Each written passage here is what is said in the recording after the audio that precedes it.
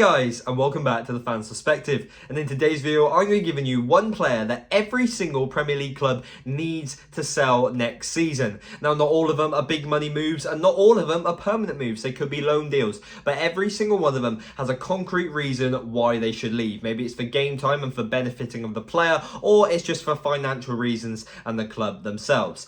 On the cards of new seasons, obviously, all of the fixture lists have just been released. The Premier League a few days ago, and this morning the EFL clubs received it. How are you guys feeling it? On the eve of this, I did just buy my Charlton Town season ticket, even though I will be ground hopping and going to as many new grounds as possible, trying to hit 50 grounds this season. I'll still try and get to as many Cheltenham home games close to my heart as possible. The fixture list for me personally has annoyed me a little bit because I got Burton Albion yet again away near my birthday, and it seems to be like that every single season. And a few annoying away days, like for example Blackpool away on a Tuesday. Thank you guys for all the support on the channel recently. You guys have been smashing it. We've just hit 4,300 subscribers and we're slowly on our way up to 5,000. If you do want to join the family, please smash that like button. It helps share the videos around. Subscribe to the channel and hit that notification bell so you know when a video goes live. And yeah, without further ado guys, I've got some interesting takes on this one. Let's get into it. Starting off with Arsenal, I've got Rob Holding. The man might have been able to save his hairline, but I don't think he'll be able to save Arsenal's chances of yet another title charge next season. The English central defender still does have 1 year left on his contract, I believe, but I think Arsenal will be willing to get a quick penny to another Premier League club. I do think, yes, he's not exactly Arsenal's standard, and they do have a lot of young and energetic talent coming through, but I think if he signed for a more traditional mid-table Premier League club, he'd fit in nicely as a starter, if not a backup, for a club such as, I don't know, West Ham or Everton. For Aston Villa, I've got a man who's so good that they had to name it Marvellous Macamba. I do feel a little bit bad and disheartening putting him in this list because of the form he's on, the excellent season he's had. But I do think I'm putting this in for a positive standpoint. Aston Villa have just signed some squad depth players like Oxlade-Chamberlain and Yuri Tielemans, and I just feel like Marvellous Macamba is around them in the pecking order, meaning he's being pushed further back in the list. Macamba's a perfect fit for this Luton promotion side. I think since he joined Luton, no one in the division that last season made more tackles than him, and I think he would fit right in, and it's a way for Aston Villa to make some money on a player who would get nowhere near the starting 11. For Bournemouth, I'll be honest, there's not too many options. They've just come off the back of an amazing year. But one player that really stands out to me is Fredericks. He was a decent signing off West Ham, but I don't know, Bournemouth just seem to be playing better when he's not featuring, and I just feel like a championship club could snap him up. He'd play well in that lower division.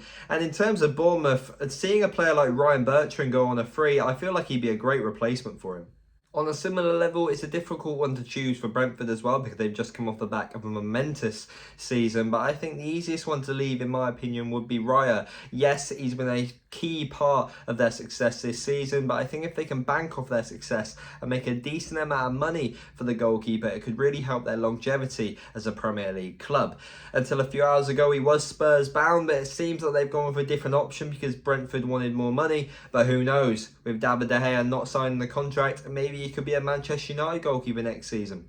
It's a good job I'm making this list now because for Brighton, I've gone with Caicedo. He seems to be on the verge of signing a contract with Chelsea. He may have signed a recent contract with Brighton, but come on, that's about as trustworthy as wet pudding. I think Brighton, they're in dreamland right now, obviously just getting European football. I think they should sell Caicedo for a stupid fee. I'm seeing rumoured fees of around 75, 80 million. It's absolutely crazy the amount of money that they make off of players. And then with that money, just buy multiple reinforcements from clubs we've never really heard of, or the big clubs have never really bought off of, and they play amazingly in the league. Simple. For Burnley, I've gone with Peacock Fowl. It's not necessarily a sale, more likely a loan, but with most Premier League clubs, they bring in a goalkeeper, and it's been touted that Burnley have their eyes on a few goalkeepers, and obviously this makes a second choice goalkeeper a third choice. And I just think getting a decent loan spell under his belt in a different club, maybe back into the Championship, will be very good for his career, even if he doesn't stay at Burnley.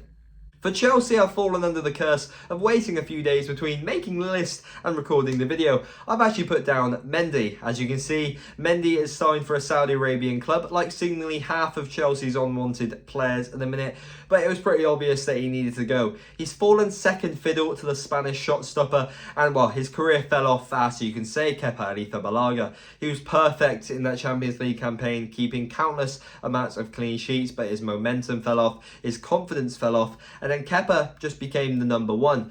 Kepa is not perfect in himself, and that really says wonders about the goalkeeper. And with Chelsea keeping their eyes on new goalkeepers like Mike Maignan of AC Milan, it was time for him to go. But let's say it, he went earlier than I expected. Apologies to Crystal Palace fans, but this decision has been giving me brain hemorrhages. With so many players leaving in the summer, there's such a small pot of players to pick from, but I've gone with a central defender, RYDER. Apologies if I butchered that name completely. But since his signing, I don't really think it's fully worked out for him, and I think a trip back to Europe, maybe on a loan or a permanent, will do wonders for his career. For Everton, it's quite simple. A poacher like Maupay, despite being a house, does not fit a Sean Dyche system, and he couldn't even be in a bigger goal drought if he tried. I just feel like new surroundings, or maybe even a drop down back to the Championship, like how he found himself in the Brentford side, could do well for his career. And I just feel like there's a player in there. You just need a new system or a new manager actually to get the best out of him. For Fulham, Muniz is a solid loan option for me. He's Fulham's third choice number 9, not even to mention the possibility of more players coming through the doors this summer. And I just feel like he just needs another solid loan spell where he can get consistent first team experience. He's young, he's got a talent, he just needs somewhere to show it for a year. For Liverpool, I've gone with Fabinho. You'd think this bloke is Optimus Prime, the amount he has transformed. He was untouchable and now he's unrecognisable. Liverpool are another club which are struggling to get funds for players that are leaving the back door. But I just do feel like a bid from elsewhere, maybe even Saudi Arabia now, could twist their arm a little bit. Luton are a club that are relatively under the radar to me. I don't know too much about their squad, but I've gone with Matt Macy as I think he could do well with a loan move. He'll most likely stay at Luton, be second fiddle in the league and play some cup competitions, but obviously he got some decent minutes at Portsmouth last season, 21 games, and if he could get, I don't know, 30 or try and play every single game for a lower down club this season, it could do really well for the future of his playing career. For Man City, I've gone with amazing talent. You could say a Premier League legend and a player who is irreplaceable with the stuff he can do with a football. I've gone with Riyad Mahrez. Yes, this could sound a bit ludicrous, but he doesn't start week in, week out for the club. And Manchester City really do struggle to sell players when they're aging. They usually don't get the best deals on them. And with Saudi Arabia to keep poking them, and if they can put a good deal on the table, I know similar to Liverpool, it could twist their arm, get some funds in, and buy some more crazy young talent like they seem to be doing all the time at the minute. For Manchester United, I've gone with a player that's had a very confusing career in Manchester. I've gone with Fred. One week he's got the energy of Freddie Ljungberg, the next he's got the energy of Freddie Quinn. I just feel like new surroundings could do him really well and possibly follow in the footsteps of ex-Brazilian teammate Andreas Pereira.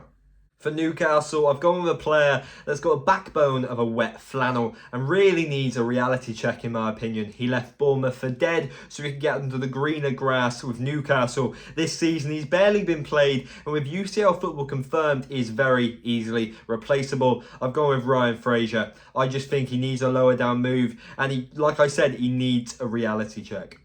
For Forest, I've gone with a player who, when he was at his previous clubs, I actually did appreciate him as a talent. But it seems like every single time he's put in the team sheet for Nottingham Forest, there's thousands of Nottingham Forest fans begging him to leave the club. That's right, John Joe Shelvey. Obviously, the club signed a plethora of players last campaign, and I think one player going missing won't hurt. For Sheffield United, I've gone with Norrington Davis. He's a Welshman who was born in Saudi Arabia. Not really the most common of combinations, is it? Nevertheless, he's already a second choice fullback, and with them being a promoted side, they're most likely going to make a few signings this summer, pushing him further down the pecking order. Therefore, a decent loan move or maybe a way to reimburse some funds, he'd be one of the first players out the door. For Spurs, I've gone with Hugo Lloris. He was a captain for club and country, but ever since that injury against Brighton, he's not been the same. He was hooked at half-time against Newcastle, where he conceded 5 goals in the first half, and I just think that's going to be his final game for the club, where his reputation dies. I think it's best to get a little bit of money now, especially considering Saudi Arabia are eyeing him up, rather than just letting him leave at the end of, I believe, next season. For West Ham, I've got a little bit of a controversial one. I've gone with Ben Johnson. Yes, he's seen as a West Ham youngster, and he did play a big part in helping them lift the Conference League trophy. But every single time I see him, whether it's in Europe or in the Premier League, he just doesn't seem to be West Ham quality to me. Finally, for Wolves, I've got Hwang Hee-chan. He was a very expensive transfer at the time, but I don't think he's ever really settled. The pity penalty against Preston North End really says it all to me, because it was a woeful penalty and they only gave him it to try and rebuild his confidence. A way that I think he regains his confidence is a trip back to Germany, especially considering that Wolves are having a big rebuild at the minute, considering that Ruben Neves was sold to Saudi Arabia for 55 million euros. It's a way for Wolves, obviously, to add money to that piggy bank, and it's a way for Hwang Hee-chan not to reimburse his confidence, but also just to improve himself as a player in Europe as a whole.